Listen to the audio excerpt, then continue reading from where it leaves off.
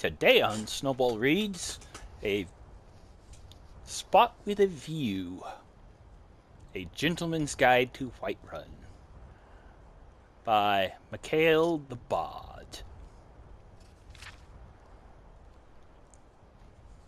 Welcome, good sir, to this indispensable guide.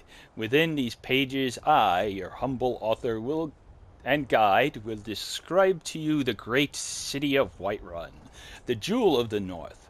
Whiterun offers numerous diversions for the man in search of adventure, fortune, and championship, whether for a night or for a lifetime. The city is graced with not one, but two worthy taverns, and there are maids and wenches aplenty. The city is located rather centrally in Skyrim, and this is well, for it is not far from anywhere.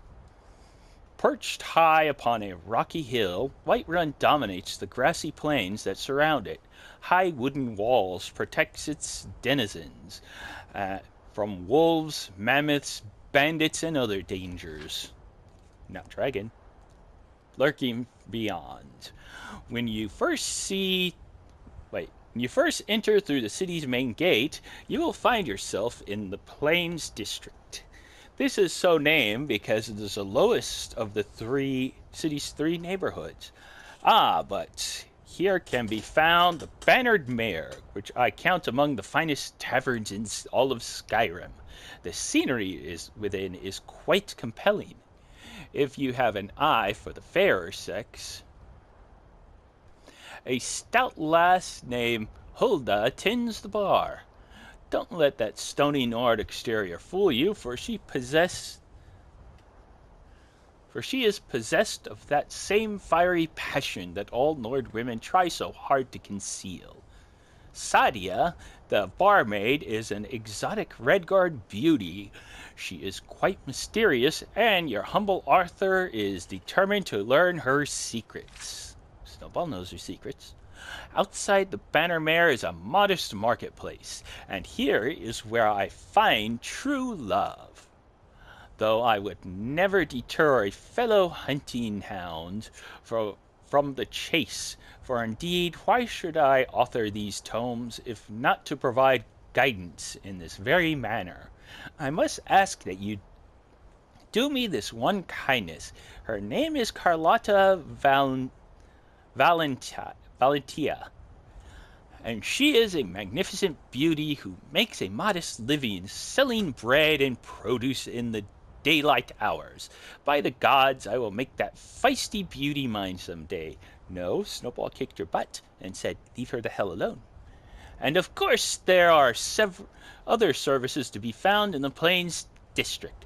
Bellathor's General Goods offers various and sundry wares for the adventurous traveler, and Arcadia's Cauldron offers what tonics and herbs one would expect from an apothecary shop. Arcadia herself is an amiable sort. I often visit her to make conversation, as she is a fellow Imperial far from home. She is, however, a bit old for my taste. A gentleman of advanced years might find in her a worthy companion. Should you need your blade sharpened or your armor hammered, War Maidens offer smithy service very near the main gate. The smith is a pretty Nord named Adrian Avaninci, but she is married to a great hulking brute named Ulfberth Warbear. Adrienne is quite fair, but I should not want to find myself being introduced to the keen edge of that husband's war axe. If married ladies are your preferred sport, then have at it. But don't say... Wait a minute, wrong way. But don't say you weren't warned. Snowball thinks you'll get your head chopped off. Near the smith is the drunken huntsman. Here some of the wealthier gentlemen gather to share both drink and rumors of the wide world. If you prefer a more distinguished class of company while you sip fine wine, you'll be well at home here. Of the Wind District, I have little to say. Most of the buildings in this second tier of the city are residents, though there is also a Temple of Kinnereth and Jorviskir, the Mead Hall of the Companions. There are some intriguing prospects to be found in the Mead Hall. Should you favor a strong and fearless warrior woman, you will find little game at the temple. However, the priestess Danica Puresprings is interested almost exclusively in spiritual manners. At last we come to the Cloud District, exclusive domain of the Jarl's Castle. I have had some merry adventures within the stone walls of Dragon's Reach. Let me tell you, the serving girls are the most easily impressed by a well-spoken Imperial. After all, the nights in Skyrim do grow quite cold, if you take my meaning. And I will not deny that I have visited the town's jail once or twice, which can be found in the lower levels of the palace. As for the Jarl and his court, take pains to avoid them. I find that they lack any sense of humor or appreciation for the imperial culture, besides which they are all wealthy men, and so must be viewed as your most serious competition. These Nords are simple folk after all, and too easily swayed by the sight of fine clothes and a purse full of septums. Now I will conclude this work by wishing you great success in your pursuit of women and wine. Spare a moment in your revels to think of me, your humble author, and the risks I have taken to bring you this most thorough report on all things of interest to the discerning gentleman in the grand city of Whiterun. But I will not lie and say that it was all a hardship. After all, who could want to sleep alone in such a cold, hard land as this? Not I. And that was Snowball reading the creepiest piece of literature ever put out by someone.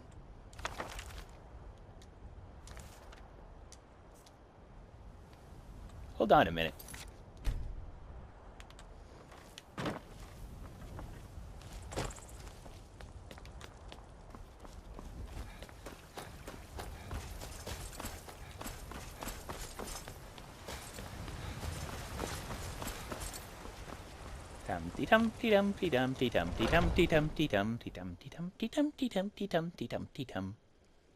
Snowball is on a mission to do something. Snowball is on a mission to deal with the weirdo. Do not know where you went, do not know where you went. You must be somewhere, you stinky little prick. Ah. No. No. You! Hello! Your apple pie is twitching. Just hold on there for a second.